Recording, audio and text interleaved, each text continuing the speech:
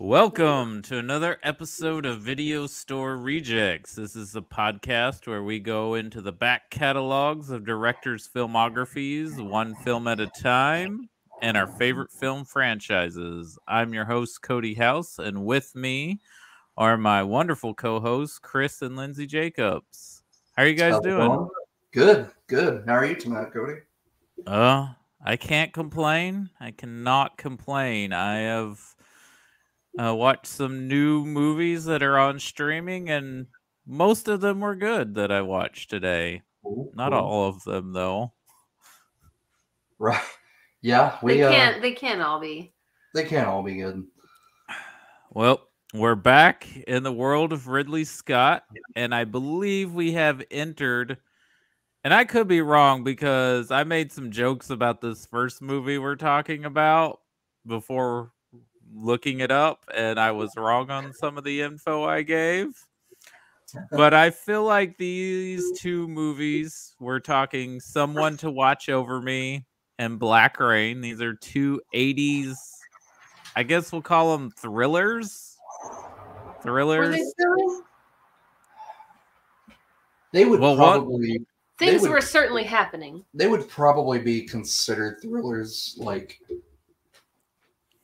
I don't know. Like the Black Rain seemed more like just a cop, It's an action movie. action cop movie. Someone to Watch Over Me. I think they would try to bill as a thriller, but again, like I said before, it's just that Lifetime movie feel to it. Right. But I think they were trying to go the thriller route. Anyways, I feel like these are direct for hire jobs. I don't feel like Mhm. Ridley Scott was like, oh man, I really want to make these movies. I feel like, Blade Runner was a flop, even though it's now considered a masterpiece. Mhm. Legend was a disastrous flop. But I'll tell you what, whatever you think about Legend, it's more interesting than either one of these two movies, in my opinion. Yeah. I think you're right, Cody. I think after those two movies flopped, he was trying to play it safe. And he decided to go with some like mainstream movies, which are basically these cop movies. And if we're going into Someone to Watch Over Me, I want to go ahead and say this and get it out of the way. Tom Berenger with a Brooklyn accent or a Queens accent is horrendous. People are making fun of Oscar Isaac's British accent. No, you go pull up Someone to Watch Over Me and you listen to Tom Berenger talk like a New Yorker, and Oscar Isaac, is off the table. Well, I joked that all the people in this movie had to be like their third or fourth choice for these roles. I was wrong. I was wrong. So somebody read that script and was like, nope, this is straight. Tom Berenger has to have this role right here. Apparently, Ridley Scott saw footage of Platoon and was so impressed with Tom Berenger's performance, he's like, that's our guy. Wow. But see, he was great in Platoon. He's not doing an accent. He's just talking like Tom Berenger. He is Tom Berenger, but man, it was weird seeing him because I'm used to seeing Tom Berenger as like, he was, of course, Major League. And, Sniper and a few other movies that I cannot name off the top of my head, but I know I've seen. Way better than this role. I don't understand. And I know this was what, 87? Yep, 87. So apparently this script got in Ridley Scott's hands back in 82, but he was already developing Legend. And there's not like a lot of info on this movie, but I suspect you're right that like after the combination of Blade Runner and Legend both being critical and financial failures in Hollywood's eyes, he's like, well, I'll just do an adult thriller. It's not going to cost a lot of money to make, and maybe if it makes its money back, I can do something more interesting.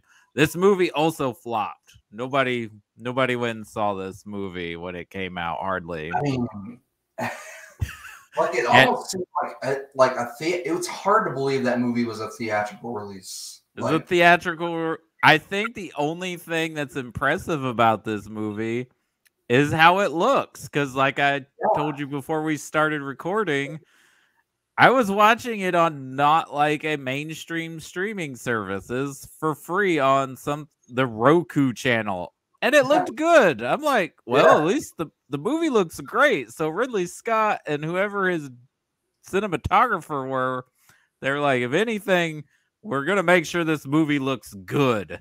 Right. But you know what, Lorraine Bracco, I've always liked her. I liked her in Medicine Man. I liked her in Goodfellas. I liked her in.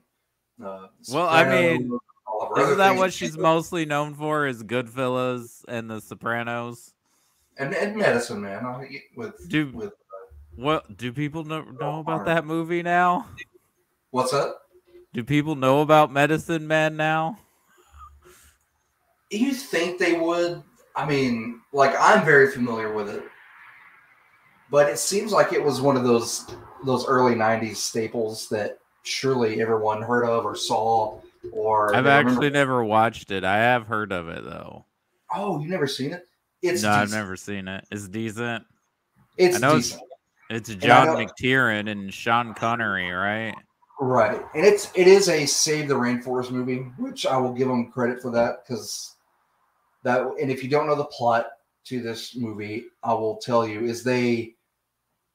she goes to check up on Sean Connery, who's been out there for like years, like in doing this research, and he kind of cut himself off from the higher ups that he's supposed to be checking in with. So they send Lorraine Bracco, and he finally admits to her that they have found a possible cure to cancer. Okay. And it's like this huge deal, and it's in some plant that is in the rainforest, and he's living with this tribe. A beautifully shot movie. I love the score to it. I mean, is it Oscar material? No, but it's worth watching.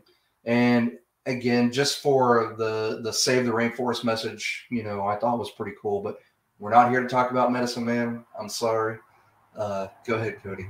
Well, speaking of Lorraine Bracco, this is her first movie, or at least her first like motion picture that like went to theaters.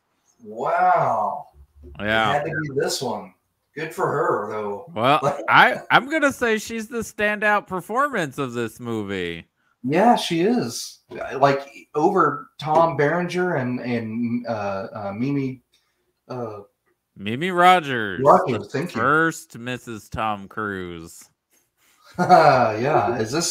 Was this the Tom Cruise era? Well, this is right after Top Gun, so I don't know when they were a couple, but it has to be pretty close after when they become a couple. Right.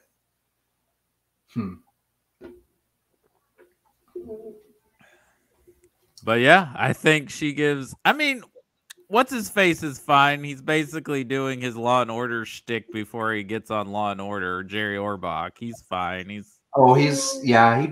He plays all the same, like those roles, and does well at them. Did you know he was a Broadway trained actor who sings and dances? Yeah, wasn't he? He's Lumiere, right? Yeah, Beauty and the Beast. Yeah. Mm-hmm. Yes, he is. I'm sorry, everybody needs to. Which apparently, if you are a Broadway actor, apparently you will eventually end up on an episode of Law and Order. That's what I hear. Is that like part of the casting requirements? Should be a Broadway star. Well, what's his face from Rent was also on Law and Order with Jerry Orbach for a little while. Jesse L. Right. Martin, yeah. Mm-hmm. Goodness gracious. Yeah. What a weird pipeline that is for acting. Yeah. And I'm pretty sure Sam Waterston was a stage actor as well. I don't know if he can sing and dance, but I'm pretty sure he was a stage actor. So, yeah. Well, cool. But basically, he's being his Law and Order So role. Yeah. As, I guess, the police captain. Yeah, I think he's the captain. He's a higher up. He's a hard ass. Yeah. Playing the same role. they're all very bad cops, even pretend Right. one. And not Jerry Orbach. I'm not knocking. Obviously, he can pull that off for decades at a time. But just procedurally. And I'm just trying to wrap my head around the whole Tom Berenger storyline, because there were no he just went and had this fling, and I don't know, Mimi man. Rogers. I'm still just kind of surprised by that whole storyline, and then there was no it was all rushed at the end. It all felt really rushed. There was no. They wrapped it up so quick that it was just like, what the hell? And I'm not trying to skip to the end of the movie. It's just the whole Tom Berenger storyline. It's so for anyone who's like, what the hell is this movie? I've never heard of it. So basically, Tom Berenger is a newly, I guess, employed detective. He's moved up from police officer to detective. And his first job is he has to help bodyguard this rich socialite who witnesses a murder.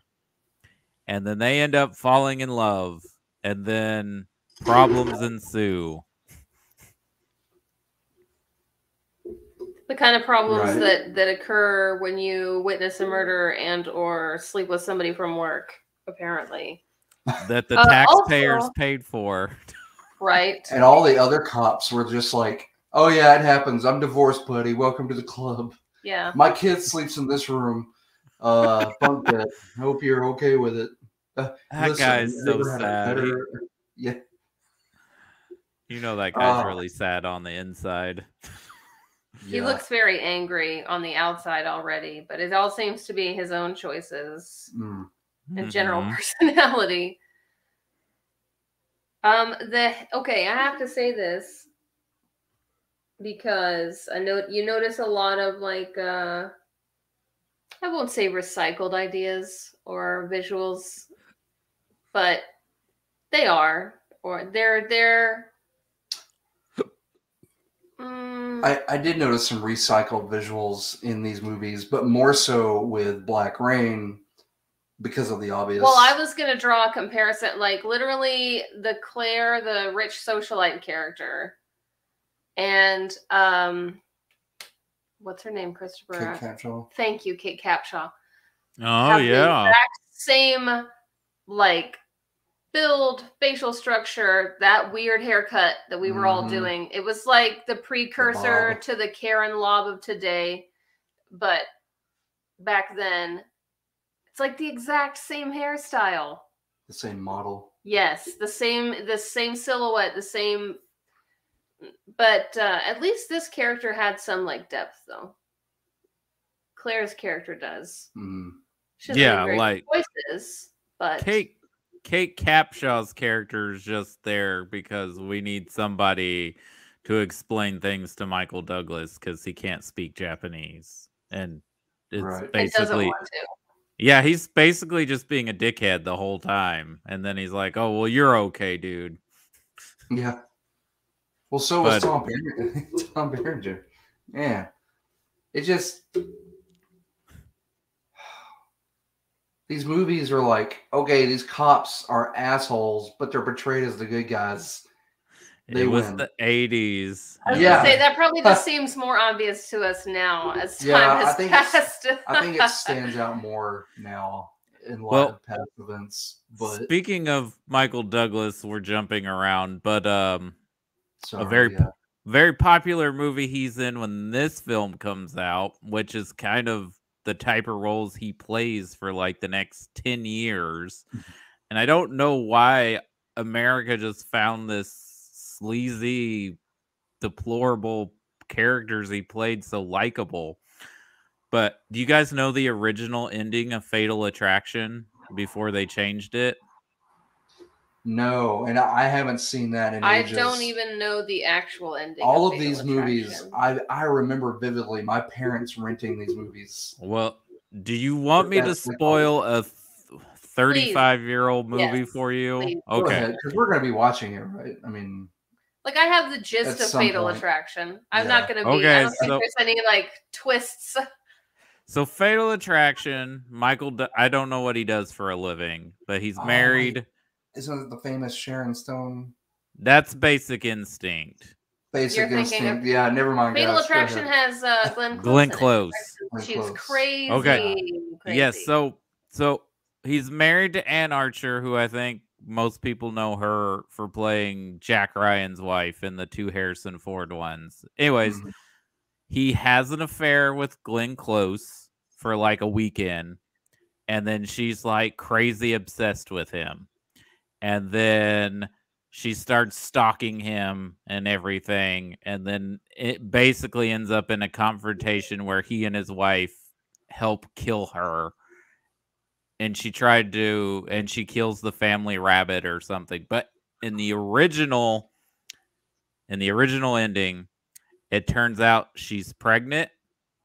She tells him about it. She kills herself.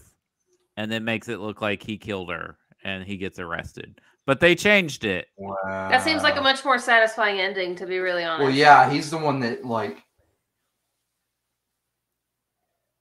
you know, wow.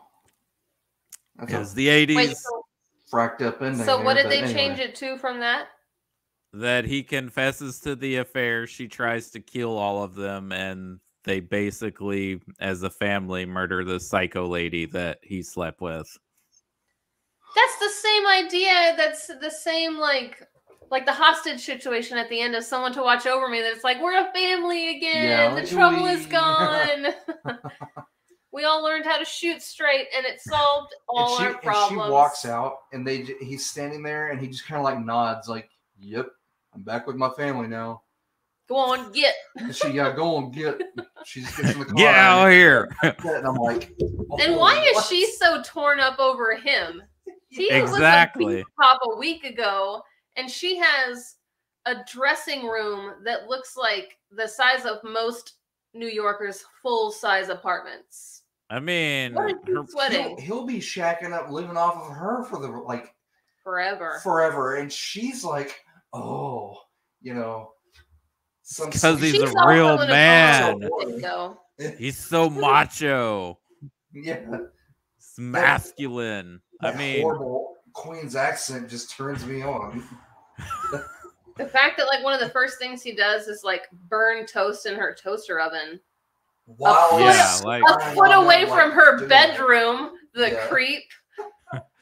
Oh my gosh. This is like one of those romance novels that they sell at Walmart. Yeah, the Canadian combined with one of those like cop books or detective books that your dad would read, like a John Grisham. What'd you say? The Canadian Mounted.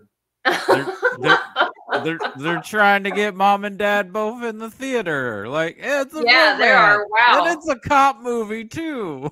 Man, but it's like not either really. Like, this is supposed to be a thriller, and like, there's hardly any thrills in this. Like, there's like 3 scenes. Some of those cops, because every time he would show up, they would be like, "Are you kidding me? Are you kidding me right now? Like, why are you here? Yeah. Why are you doing You shouldn't this? even still have a job right now, and we're all corrupt." Yeah. You'll run it for all of us. Yeah, all our wives are going to come up here wanting to know more about what we do during the daytime. How dare you? And then he got that one dude's. He got his partner or his buddy nearly killed.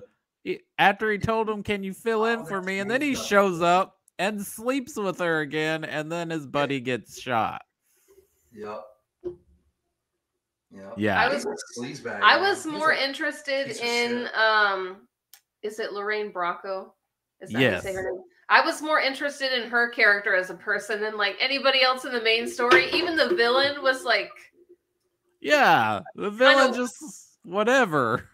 He just kind of wimps out like he can almost kill her in that bathroom at that party. And just, I don't know. That just seems so weak. If you're going to be a guy that's that scary that she needs 24-hour protection. It was messy. It felt very messy. Like it wasn't very tight as a movie. It was like as a plot. It was just kind of place. Because you could make a compelling movie out of this storyline, right? You could. This felt like a TV episode of something. Yeah. Is this like this is the first draft of The Bodyguard before it like got a second look. Yeah. Which I haven't even seen The Bodyguard, so I don't know if it's like a substantially better movie than this. But okay, from what I remember, it was a decent movie. But so we'll have to touch on that one day. It feels like if Lifetime had a movie channel for dads. Yeah. Like, oh, he gets away with the affair and he gets to go back home. Yeah, like in the hot air. Win-win. Yeah. And his kid can shoot? What? And his son was so proud of his son. Yeah. Golly. Though I do like that she just punches him when he confesses to having an affair. Like she just knocks him out. Wait, what was that punch sound though? Yeah. I know it was like a sound effect, wasn't it? Yeah, it sounded like a keyboard, like your kid's keyboard that does like the pre-recorded beats, like a hi-hat. The last time I heard that punch was in a Chuck Norris movie or a Kung Fu movie. Seriously. And then, did we notice where she was shooting the target at? Yeah, that was funny. That was pretty funny. But she's a damn good shot. She knows what she's doing. But yeah, guys, look, if you've got the flu or even or a fever of any kind, yeah, if you're sick, and your body is literally unable to change the channel. Yeah, you are delirious. Someone to watch over me is the film for you. Yeah. Oh my goodness. I mean, we are trashing this movie, but I mean, it's not horrible. It's just aggressively mediocre. Yes, those are the best two words to describe it because it's shot. The way it's shot is very visually engaging. Like it's well made. The contents of the story style of this movie reminded me of The Duelist. Well, yeah, like it's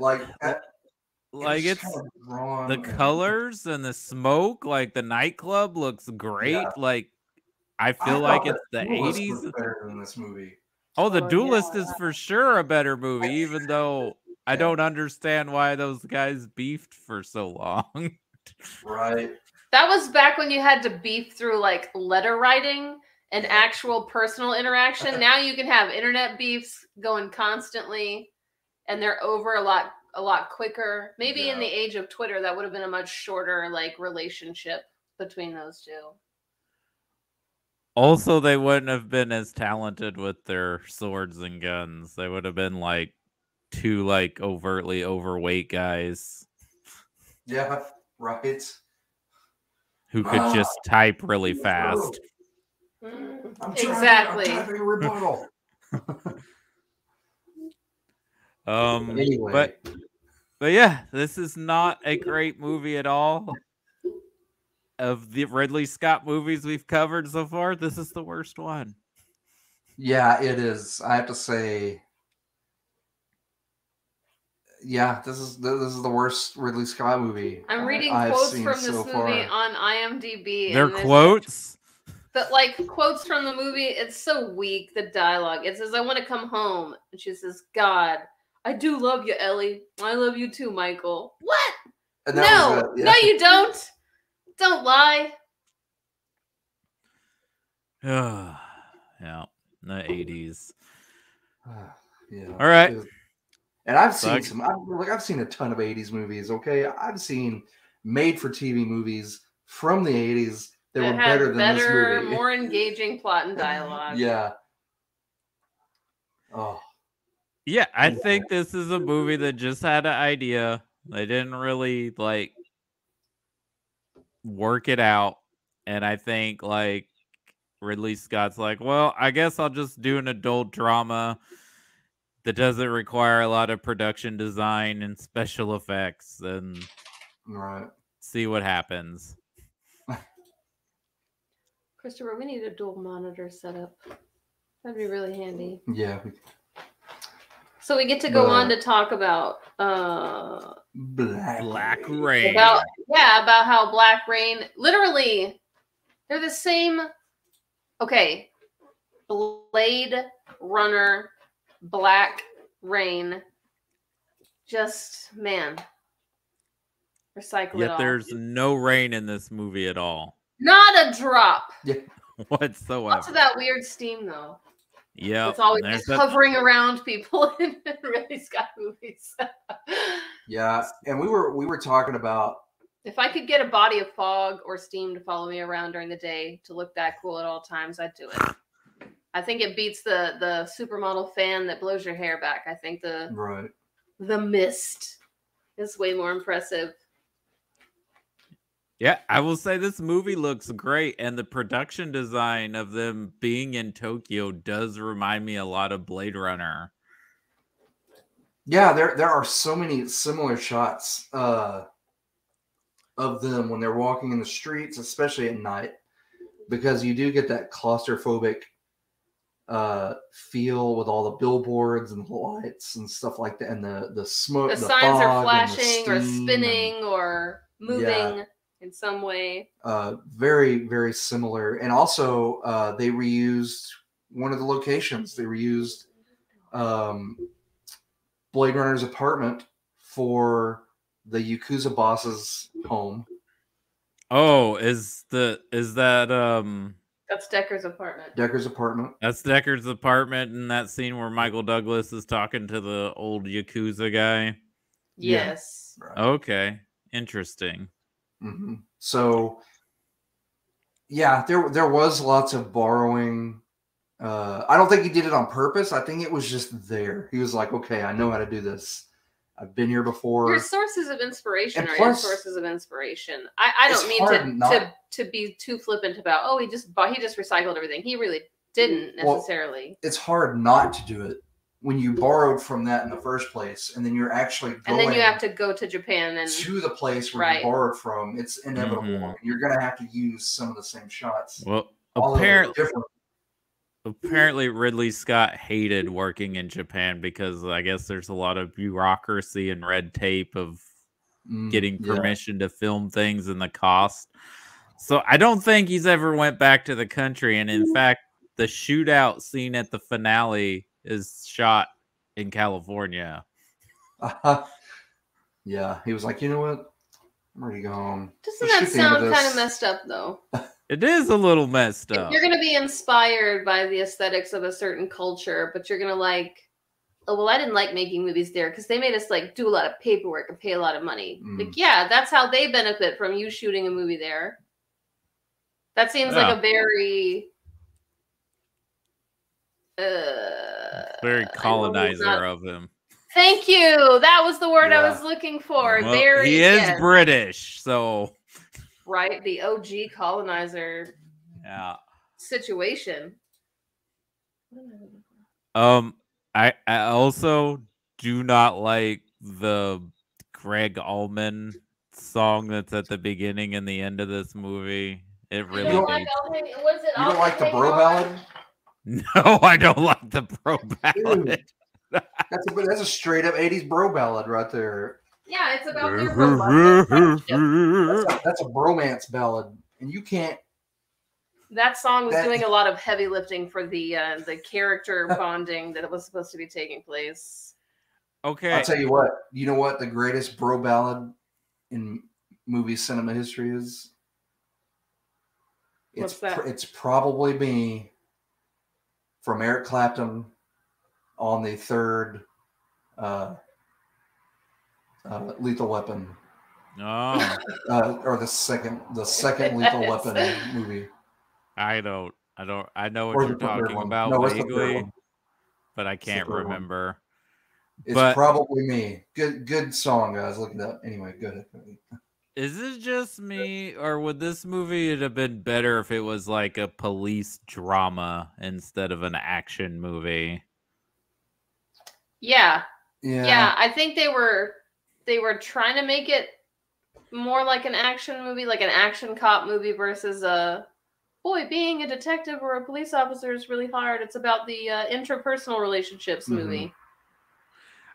Because I think I would have been like, yeah, of course I buy Michael Douglas as a sleazy, corrupt cop. I don't buy him as a motorcycle riding badass. I'm sorry. Yeah, and they put that in at the beginning of him like racing because, I mean, it's a foreshadowing. They're gonna have a motorcycle chase later on in the movie. Motorcycles are gonna play a huge role because they're gonna be in Japan.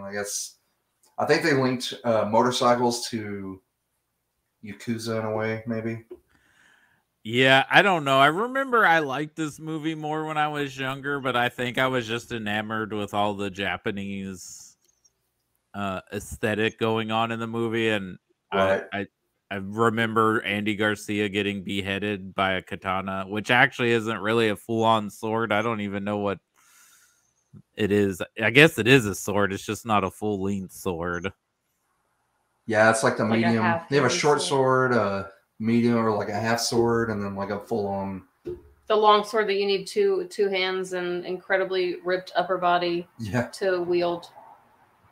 I think it is, again, a visually engaging movie. It's very beautiful.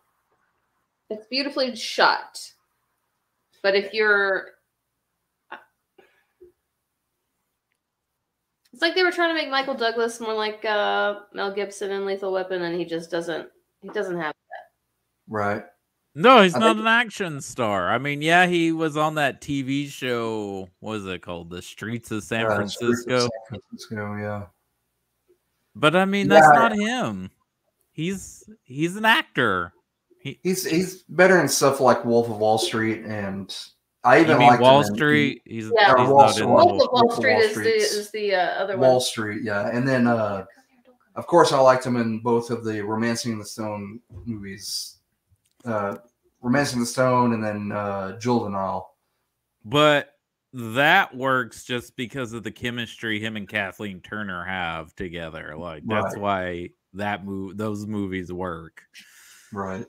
But like, yeah, this should have been a drama about him and his BS going on as a cop. And then instead of him having to go to Japan, instead of him like trying to be action man and take charge, they should have done a fish out of water story. Like he's trying to do the right thing, but like he doesn't know how to get it done because he's out of his element.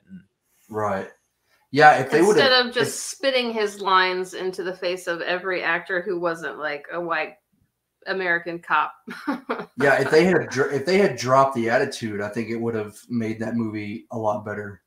Like you said, more of a fish out of water. Like he's there.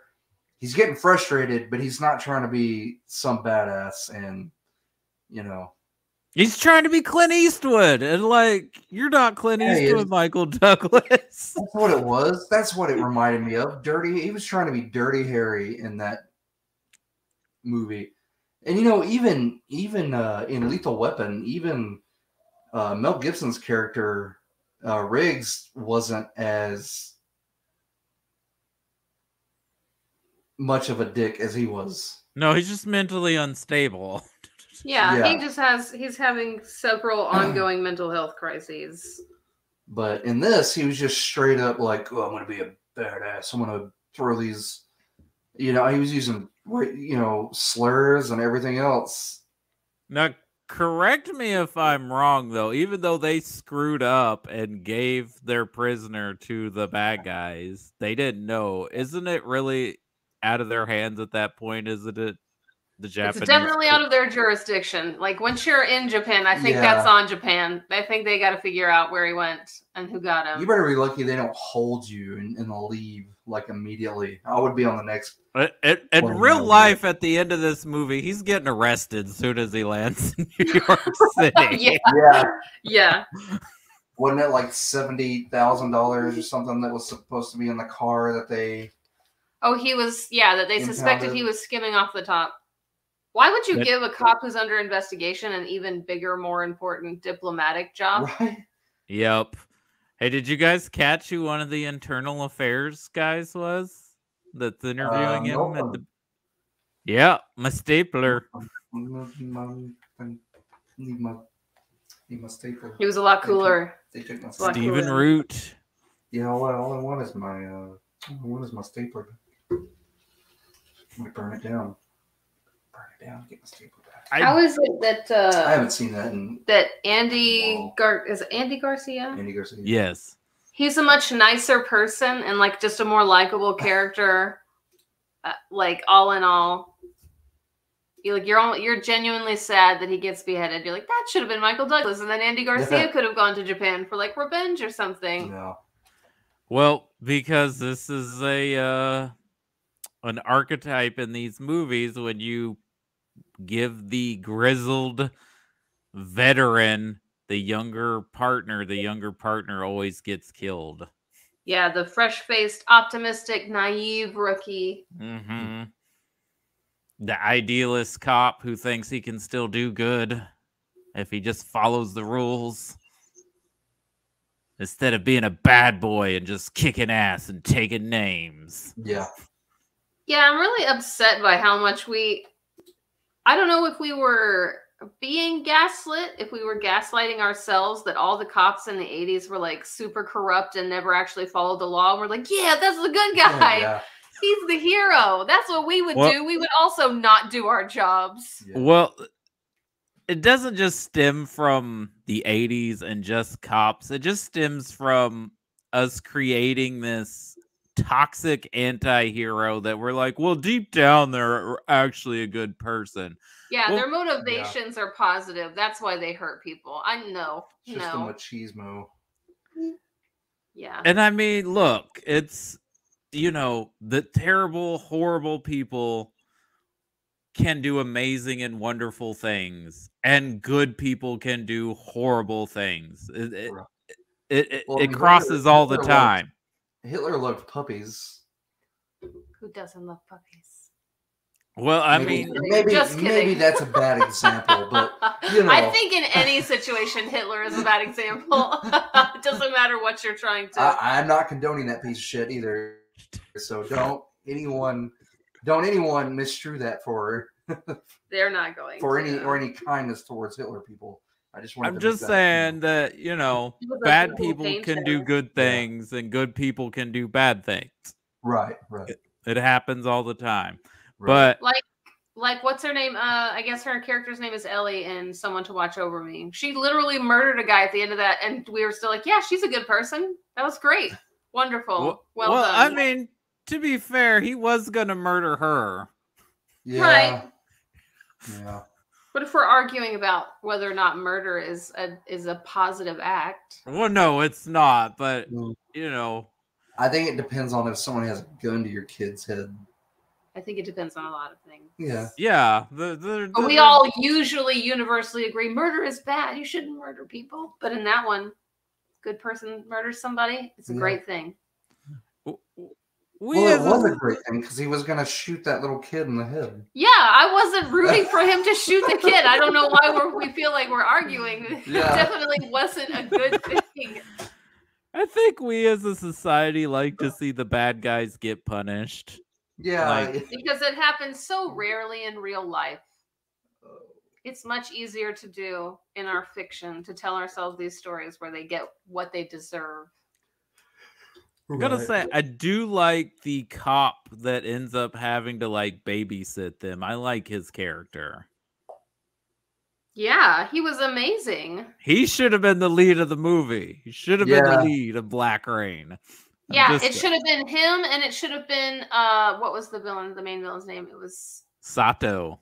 Sato, thank you. Sato, that dude had cancer. Yep, while they were making that movie. Blood cancer. That sounds like the worst kind to have. Was it blood or pancreatic? It was bladder cancer. Oh, I thought they said blood cancer. It sounded like I may have read the wrong thing. Either way, between him and the Japanese detective that Michael Douglas is rude to the whole time. Yeah, he didn't know a word of English either. Like they had to. You could have made this whole movie without Michael Douglas. Yeah. Do you know who they wanted to cast as Sato, but he wouldn't do it because he didn't think people would buy him as a bad guy? Who's that? Jackie Chan. Wow. Well, you know what? That was probably a good call on his part because we couldn't. Yeah. Well, we wouldn't have bought that Michael Douglas could have took him in a fight either. We'd have been like, no way. Yeah. You can't beat up Jackie Chan, Michael Douglas. Not even in your dreams. He uses anything as a weapon. Yeah. Right. I don't think Michael Douglas would have been able to keep up with the fight scenes that Jackie Chan is in and choreographs for himself. No way. What's interesting also is this was actually going to be the plot for Beverly Hills Cop 2, which I would rather watch Eddie Murphy be in this movie than Michael Douglas. Ooh. Again, another much more likable character. I don't know about that because if that movie, again, Beverly Hills Cop 2 was going to be an 80s movie, I can only imagine what the amped up racial jokes would have been. And the that's true. And the stereotyping. I don't think it would have been made because they'd have been like, there's not enough white people in this movie. No, they would have made it. They would have made it, but it would have been an exploitation the jokes type film. would have been probably not for the better. You know what I mean? Like, because it's Eddie Murphy, it's the 80s. There was lots. Were there jokes in this movie that I missed? There were lots of stereotyping. There's just stereotypes and slurs in this movie. Slurring and everything. But just could you imagine if they made a comedy and it was set in Japan? Well, have you seen Beverly Hills Cop 2? It's not that much of a comedy. I mean, you got Eddie Murphy doing his shtick, but but they would have. I have a feeling they would have lightened it up in certain areas. They would have lightened it up. But you're right. The jokes they would have used to do that would have been.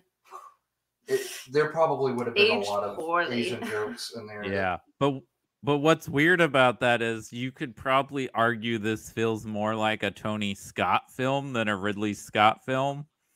And Tony Scott directed Beverly Hills Cop 2.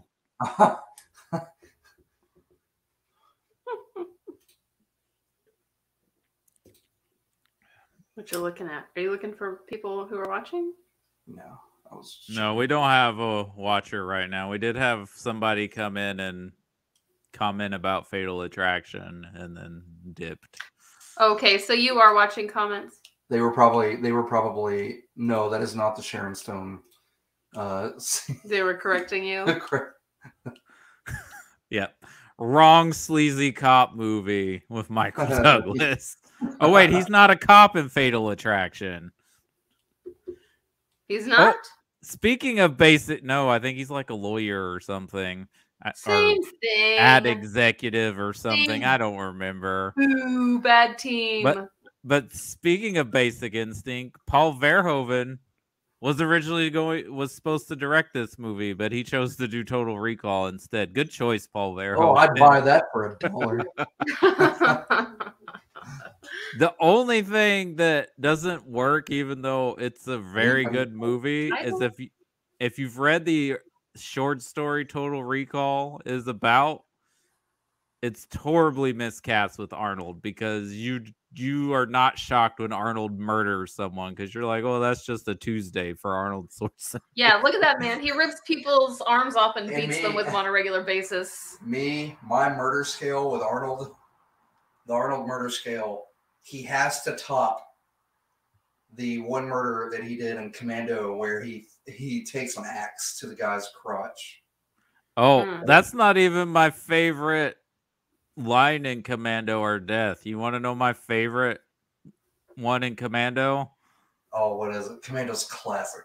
We got when he's holding the little twitchy guy that was in The Crow and the guy that says, "Warriors, come out and play." Yeah, that guy, he's like, "Remember when I said I'd kill you last?" Yeah, that's what you said. I lied. Yeah. Oh, man. Those one-liners are just the best in all of Arnold history. We gotta watch Commando. Do we have to watch? Do I have to watch Commando? Yeah. Oh, yeah. You do. You just said somebody gets murdered. Somebody takes an axe to the crotch. The opening scene. He's carrying a tree. He's carrying a tree. Then he and Melissa Milano feed a deer. They feed a baby deer, and then they're eating ice cream, and they're like, they get it on their face, and he's like all laughing and stuff, and it just sets up the whole rest of the movie so great because. And his name is John Matrix. Yeah, John Matrix. And Ray Don Chong is in it. John Matrix sounds like what your mom would call Keanu Reeves. Yeah. John Matrix. John Matrix. Remember they kill his dog. Yeah. That was so sad. Why'd you make me watch that? I just watched a weird movie I forgot about the other day with Keanu Reeves in it, where he plays a redneck, and I did not buy it at all. Whoa. He plays a burly redneck who beats his wife up, who's Hilary Swank. Burly? Yeah, he's wife beater? Yeah. And Kate Blanchett's is a psychic. What is this? It's called The Gift. That sounds like a dream you had about Keanu Reeves. And Hilary Swank was there. Yeah. And he beat up Hilary Swank. I don't know why. Hilary Swank turned into a boxer, and then she was a man. And then Clint Eastwood shows up, and she dies, and I don't know. It was just really weird. Yeah, that sounds like another one of those. I was on the couch, and TBS was on, and I was so ill. It's a Sam Raimi movie written by Billy Bob Thornton that came out in the year 2000. What? It is a Sam Raimi movie? Yep. And it's got a weird subplot I forgot about with Giovanni Ribisi that I'm like, I do not remember this in the movie. I'm going to have to watch this. It was called The Gift, Christopher. I'm writing it down now. Man, that sounds like a fever dream. I got to watch it now. It does. Yeah. But Black Crane. Yeah, Redneck Keanu. Yeah. Why is it? Did I miss why it's called Black Rain, or did they not? This wasn't one of those where you could be like, "Oh, they said it. They said the name of the movie." There's the scene where he's with the Yakuza boss, and he talks about when he was a kid, and we dropped the bomb, and like they were underground, and then when they came up, the rain was black from the ashes. So I did miss that. Okay. We made the. That's the whole point. Was he was pissed off that they. Wasn't it? He was pissed off at the Americanization of Japan. And of their culture. He's like, you made Sato the way he is because you ingrained your values onto us and everything. Because we try to Americanize everything. And you know what? In a way, that is true. And a lot of people don't want to hear this, but you can see it in anime. You can see it in a lot of things that they do. I mean, Godzilla is a reaction to the atomic bomb. Right. So, I don't know, man. What did you say earlier? Do you think we should call him a weeaboo? Who? A weeaboo? Ridley Scott? Ridley Scott. Absolutely. He's a weeb. Oh, yeah. Wait till we get to his Columbus movie. Oh my gosh. Yeah. Yep. He made a Columbus movie. Wait a minute. Is that the one? It's got Gerard Depardieu and Sigourney Weaver as the Queen of Spain. I vaguely remember that. Yeah. Oh dear. I might watch it for Sigourney Weaver, but I don't know. Yeah. But Gerard, he's problematic these days. I think Gerard. Yeah, didn't he do something? He got in trouble with some minor wait a minute. Not a minor, but being inappropriate with younger ladies. Did we say Gerard? Who we're talking about? Do you remember the Katherine Heigl movie he's in that we saw? Ooh. He's in a Katherine Heigl movie? The plot is bananas. She's a Is child. this where his daughter like tries to get him to date somebody? No. I think I've heard about this. He pretends to date his daughter, who is like 15. 14. What? Or 14. Because what is that even she called? has a crush.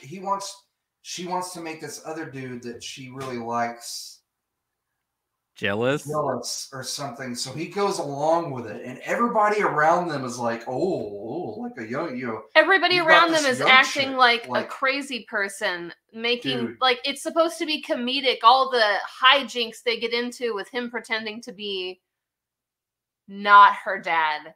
Do It's people so not know creepy. she's 15-year-old? This movie. What Not- is the name of it? Hold on. 94 or 95. Hold on. But people dude, not know that's her dad? And also, I didn't This- know Katherine Heigl was in movies back then. Yeah, this is like one Poor of her Katherine first Heigl. movies. This movie was probably one of the reasons that she is the way she is. Insane. And if we ever cover like a hot topic movie, that My needs, Father the Hero is the name of the film, and it came out in 1994. It's rated PG. Wow. dude, Google YouTube this movie, and you'll see some YouTubers talking about it. There's this whole bathing It's suit insane. scene. Yeah. Yeah. Cody. It's bad. Don't watch it. Watch other people Don't make fun watch of the how bad it movie. is. We Yeah. didn't watch it, but I Good. cannot believe. No. That was greenlit by a studio. Like, yeah, we'll make that movie. That Not seems just funny. greenlit, but like made. Like nobody at any point was like, "This is a creepy subject matter. Are we sure this is a comedy?" It was supposed to be funny back then. Rated PG. Do you want to show him the swimsuit picture? Yeah, look at that. Can you see it? My phone screen is like way too bright. He's like trying to cover her up like any good dad would do, but instead he looks like a creepy, jealous sugar daddy of some sort. Definitely It's bad. check out it's My That Father's is a Hero. cringy. it's super cringe. Anyway, off that soapbox. Woo, we got way off, but man, I forgot Oh. about that until you said Gerard Depardieu, and I was like, I'm ugh. sorry. He plays Christopher Columbus in the Columbus movie Ridley Scott directed. That seems Oh, like really. That boy. seems like appropriate casting now, doesn't it?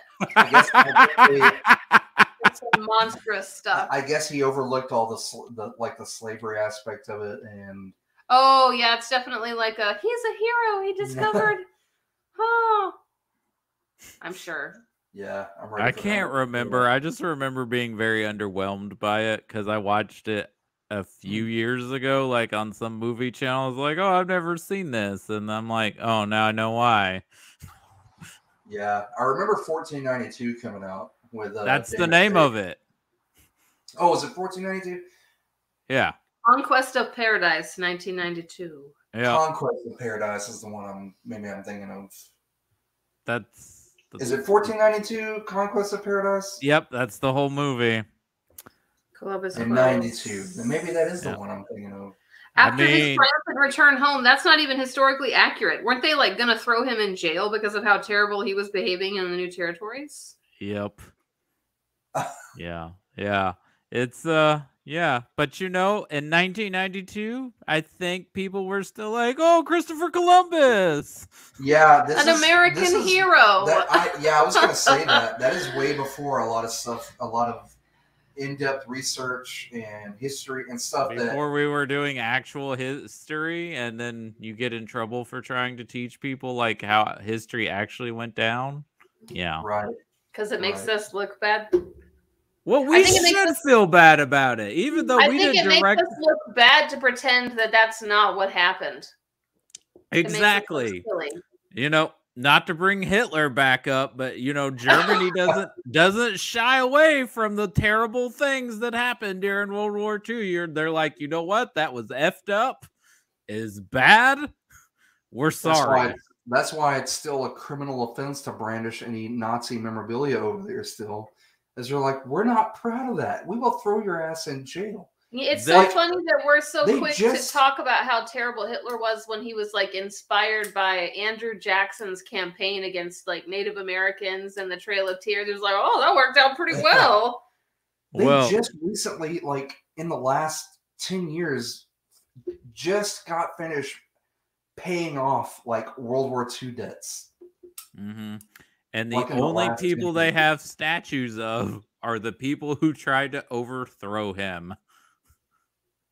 Yeah. And over here, people are arguing about Ass backwards. the heritage of statues. Yeah. Well, you know what's also messed up is the Nazis traveled to America, to the South, to learn about our segregation laws and how to implement their policies. I think everyone should Google the Nazi rally that was held at Madison Square Garden in the late. I forgot about watching that. That was like pretty. It was pre-World War II, but they were over here. They were They were rallies everywhere over here, and we're just like, it's okay. It's just a Nazi party. Nazis are a German problem. What are you talking about? Why would you bring that up? We're not going to pick up on that. And we have our own little Nazis over here in the South. But anyway. Yeah. Is there anything else about Black Rain that we want to talk about? It is. I think this whole movie could have been made without Michael Douglas or without any. I think it was part of the story taking place in America. Yeah, it could have just been a movie about the Yakuza and the Japanese police trying to stop corruption and instead of trying to make Michael Douglas some kind of white savior that was going to go solve the whole Yakuza problem for Japan by just being there. The two Japanese leads, they worked so hard just to be they crushed their delivery of their lines and their performances, and they didn't even speak English. Yeah. Right. And nothing against Mrs. Steven Spielberg, Kate Capshaw, but you weren't needed in the movie either. You deserved either a better character or a better movie to be in, to be honest. Or this is Mrs. Pre-Spielberg, because they weren't married yet. Yeah. They were not married yet. She was just Mrs. Backless dress triangle hair in this movie. Yeah. She was Mrs. Oh, hey, you were in Temple of Doom in this movie, but that was about it. Yeah, Temple of Doom. Yeah, but I don't know what else she did between this and Temple of Doom. Right. She is a gorgeous lady, though. Good for Steven, and they're still married too.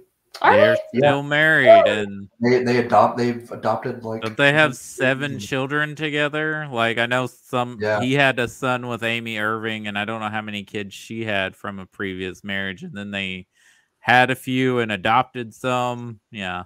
Mm-hmm. Good for them. Yeah, really good. The Oscars with him for pulling that, because whoo. Yeah. Old Steven. Anyway. Yeah. Yeah. You know what? It's one of those. I'm not gonna highly recommend that you watch it. Because you can totally live without the racism in this movie. Movies. If you're in an action movie mood, there are better ones out there. But if you run across it, I wouldn't rent it. Look up some actual Japanese films that are deal with the same subject matter. But yeah, I guess if you want to complete the Ridley Scott filmography, or you're Catherine Zeta-Jones and you want to watch your husband's older films, right. I have a feeling that's not a compulsion she's ever had. Yeah, I don't know, probably not, but I think she's into the older guys, because I heard a rumor that her and Sean Connery hooked up while they were making Entrapment. Okay. Cool, I guess. I mean, that's not cool. That seems more like an accomplishment on Sean Connery and Michael Douglas's part than on hers. Yeah, well, totally, but for whatever reason. I don't know if that's true, but that's the rumor on the street, apparently. Come by my room at 8 o'clock. Breakfast is at 4, and I have to pop my pills. Oh my god. My Hims. Those are his daily vitamins, Christopher. How dare you? That's a medical treatment. I'm popping Hims like M&M's over here. I may be 70, but I have the vitality of a 50-year-old man. Yeah. Oh my gosh. I completely forgot that was such a big deal when they were in that movie together. Remember, people were like, What? He's losing their 39 minds. years older than her. He's like almost old enough to be her grandpa. Yeah, that's the worst James Bond matchup in history right there. He's like, oh, Roger Moore, you think you can be with women too young for you? Hold my scotch. Oh my gosh. Oh. Scotch and I feel bad. Scotch and Viagra. The Breakfast of Champions. Yeah. Is that from the Essence Celebrity Jeopardy? That sounds like something from Celebrity Jeopardy. Yeah, it does. Alex Suck it, Trebek. Your mother. Yeah, your mother. Well, I mean, and vice versa, hats off to Sandra Bullock being in a movie with a guy 16 years younger than her. So that's right, ladies. We can do it too. Get that money, Sandra. Yeah. Not just the men now, the women can be with the guys younger than them now. It's cool. That's right. Cougars rise up. I guess it's sexist and double standard of me, but I find that less creepy and less cringy. Because you inherently recognize like the power imbalance of an older man and a younger woman versus. She didn't have a beard and sagging nuts either, so I better be quiet. I'm sorry. Well, you should speak ill of the dead, Chris. Yeah. Oh wait, we're Sean Connery. Oh my God. National treasure. Connery's gonna haunt you now. Yeah. How dare you speak ill of his nuts? Hey, come on, Sean. I have some questions, especially about Zardoz. So bring your We'll sit down and have a bit of a career slump, okay? Sometimes you gotta do weird stuff that make you wear a man diaper.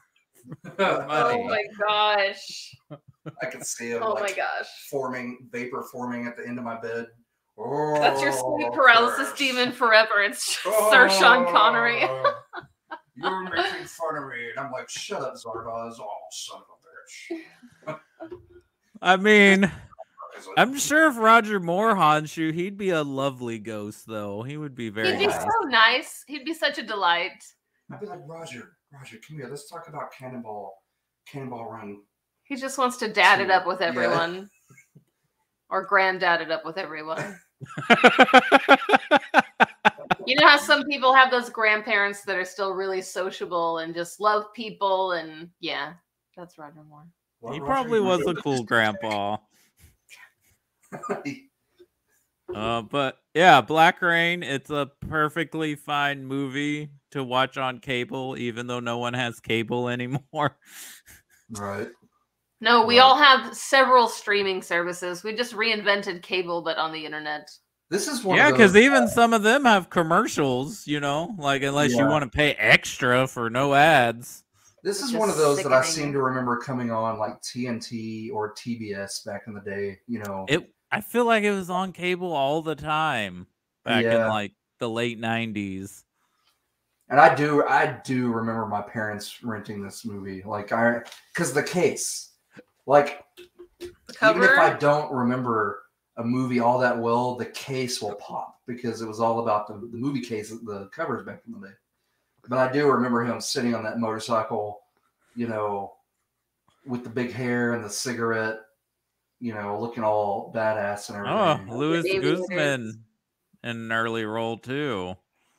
Yeah, that's a Louis Guzman. Yep. I promise you this. I am your man.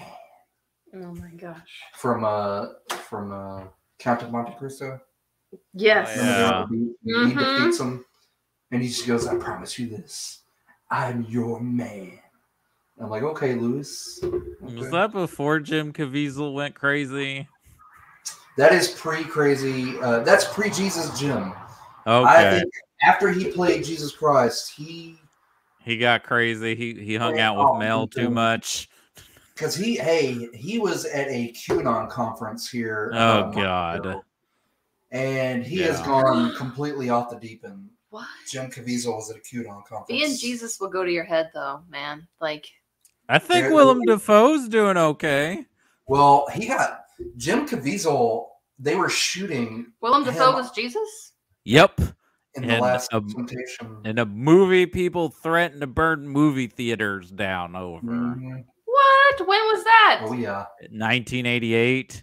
Write that down. I wasn't around yet. I'll show that to you. 1988. Willem Dafoe. Sure. I will watch Willem Dafoe as Jesus.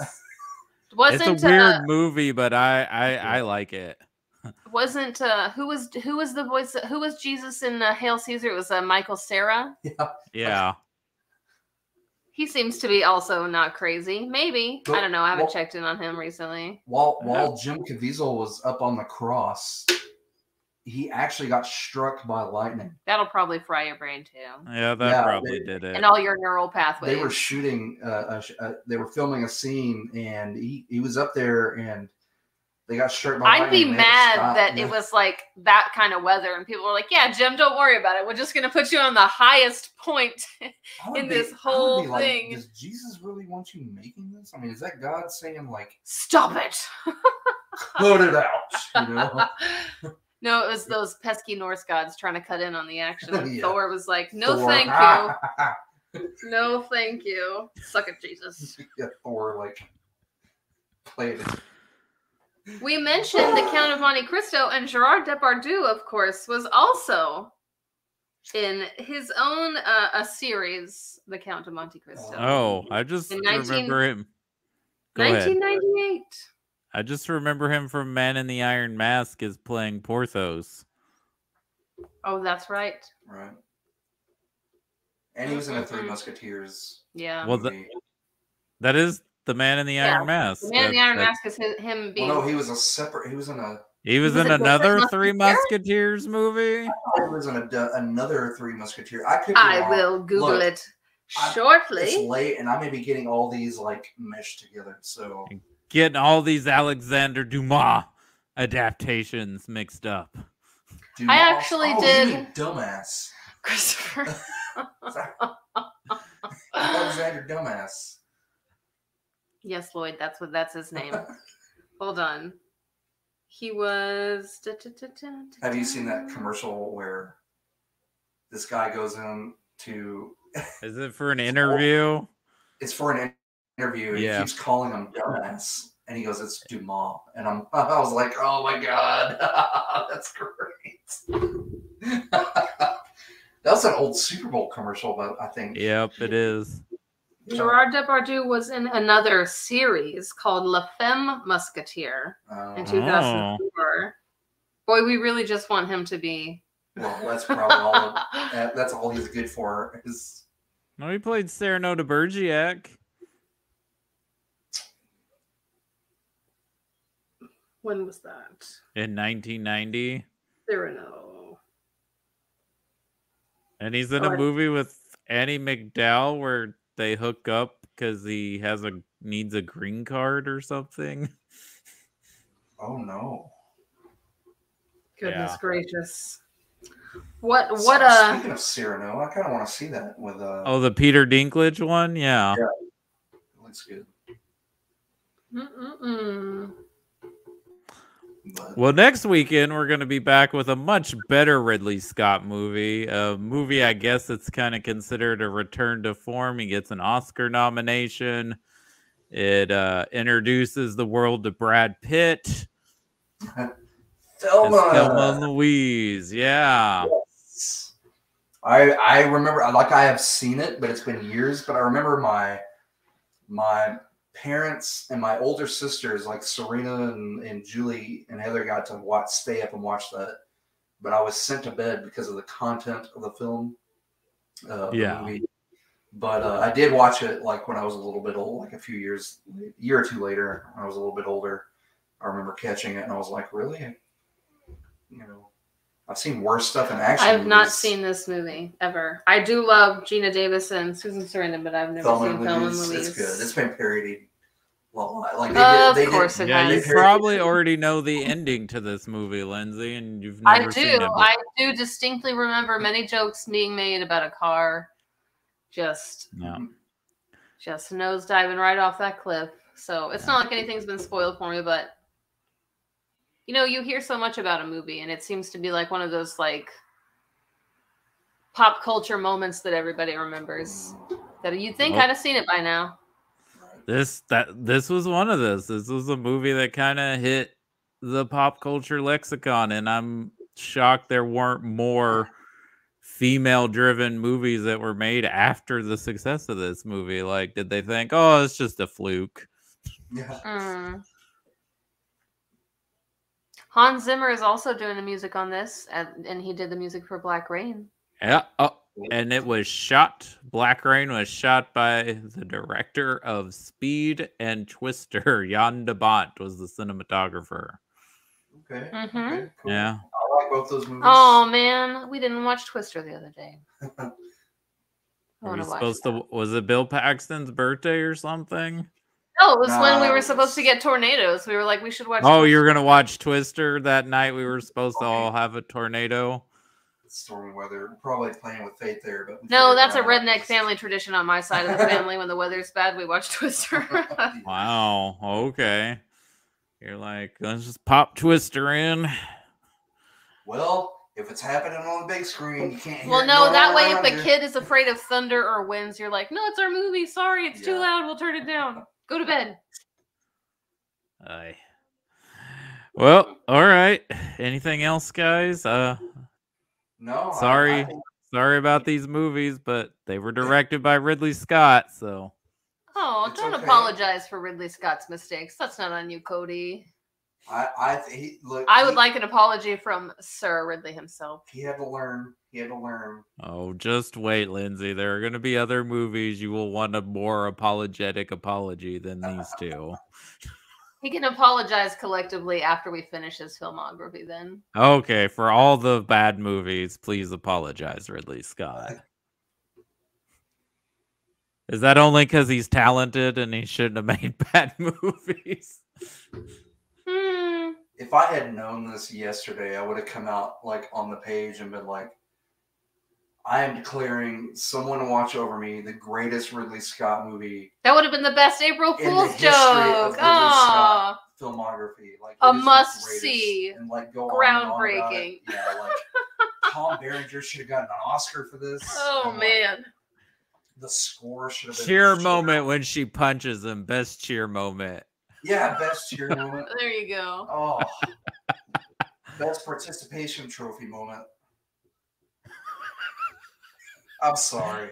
Are we going to do White Squall? It's time to go. We'll be back for our break. Did we miss it? Did we miss White Squall? No, we haven't got there yet. Okay. I've never seen that one, so that'll be new. I remember watching that movie, but if you like Jeff Bridges anyways, you'll probably be like, it's such a good movie. I really liked White Squall, and it's more of a coming of age story, but I watched that in a hotel room with my grandparents, and we were all like, I think we had plans that got rained out, and we were like perfectly happy to sit down and watch it with commercials in a hotel room. Yeah, it was good. I enjoyed it. On hotel cable. It's a VHS I had back in the day, and I used to watch it. It's good. If you ever had a phase where you were into like nautical things or like that, it kind of has that feel of like Boy Scout trips, but where somebody might die. That's actually what I was going to say. They actually have just like a troop leader in way over his head. And no, they have Sea Scouts, and that's one of the things that Scientology also has a similar program. I wanted to do Sea Scouts growing up because I was in Boy Scouts.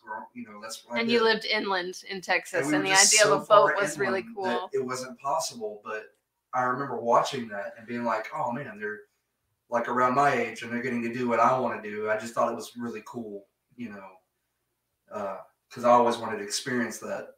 And it's a coming of age story. It's got Jeff Bridges, and It's a decent and movie. a bunch of teenage boys being inoculated after exposing themselves to venereal diseases of all sorts. Yeah. Oh. In a very lighthearted way, as we all do growing up. We all come across, we all have that moment where like, it burns when I pee. What I do wrong?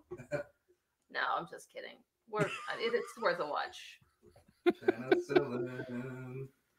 Yeah, All right. Yeah, it's about the importance of protection and all that good stuff. If you've ever attended SFA for a long period of time, then you'll know what penicillin is. Oh my goodness. Oh. I don't think that's exclusive to Stephen F. Austin University, though. It I is don't think not. you can pin that one on Nacogdoches. No, it is not. Yeah, everyone needs to quit hating on Nac because Jacksonville is just as bad. Oh, dude, no. We're not hating on Nac. We love Nac. I love Nacogdoches. That's why we live on this side of the county of Cherokee County and not on the other side of Cherokee County where Jacksonville is. I think it's fascinating that people are like, to Nacogdoches. People call it Naca nowhere when we've grown up in the towns around Nacogdoches that are literally nowhere compared to all the stuff that happens in Nacogdoches. I can tell you all the movies I grew up watching in Nacogdoches. Where the AMC theater is? I watched Species. I watched Species, Clueless, and Braveheart at the Dollar Theater there in the little shopping center next to the theater when they had a Dollar Theater. I've seen Judge Dredd and Apollo 13 there. I watched Space Jam. Boy, those are two different movies. And Very. Did I say Titanic? You didn't, but I believe we've discussed watching Titanic in Nacogdoches. Get out of here, boats. Tons. And that's early stuff. Now, not the later, stuff. But anyway, that's kind of weird. I judge a city by the movies that I've seen there. You're like, that's not fair to the cities. I don't know, but I watched the movie that's there. not fair. Sometimes you could have saw the most amazing movie in the crappiest town and saw something really bad somewhere really cool. Right. We did watch we watched The Men Who Stare at Goats in Hot Springs, Arkansas. That's the movie we watched the night we got married. Across from the biggest Chinese buffet I've ever been to. It was like a Walmart-sized Chinese buffet restaurant. The night we got married, we eloped. Yeah, when we eloped, that was what we did to celebrate. Got married, everybody, we went to dinner, and then it was kind of like, we're gonna. Well, now what? We're married. What are we doing? We're gonna go watch a movie now that we're newly married. So we went and watched the Men Who Stare at Goats. We saw Cabin in the Woods a day or two after we got married. Nice. Is that a scary movie, Cabin in the Woods? It sounds like it. It's kind of scary. It's scary funny. Yeah. It's more fun. Yeah. But yeah. Yeah. Well, I think we should call it because we're just rambling about everything and everything but the two movies we watched. Yep. And possibly you being haunted by a projectional form of Sean Connery later tonight. Right. I think Cracker will protect you though. No, she's laying here with her tongue hanging out. She's not protecting anybody. We're sitting. No, she's snoring. I can actively hear her snore from over here. So. But we'll be back next week for Thelma and Louise. And then if you want to get right back up in the morning for our brunch show to talk about two Daniel Craig, Sam Mendes Bond films, Skyfall and Spectre, join us in the morning. Yeah. Brunch seems such an appropriate time to discuss the Daniel Craig Bonds, though, doesn't it? We were going from Wednesday 11 near midnight to Sunday brunch, so it'll be a transition. But I think it'll be all right. I think we'll do good. You can still drink, Chris, just a Bloody Mary or a mimosa. What better cure for a Sunday morning hangover than a Sunday morning brunch movie discussion? Yeah. I'm gonna have that brunch beer. Okay, that's judgment. But that, to be fair, that's the only day drinking I've probably going to do. I don't know. Drinking before 12. What am I saying? I'm going to have a brunch beer. Yeah. All right, Cody. I think. All right, I'm gonna call it. Yeah, go ahead. All right, everybody. Rejects. Thank you. Good night. If you watch these movies, we did warn you. You're right. Yes.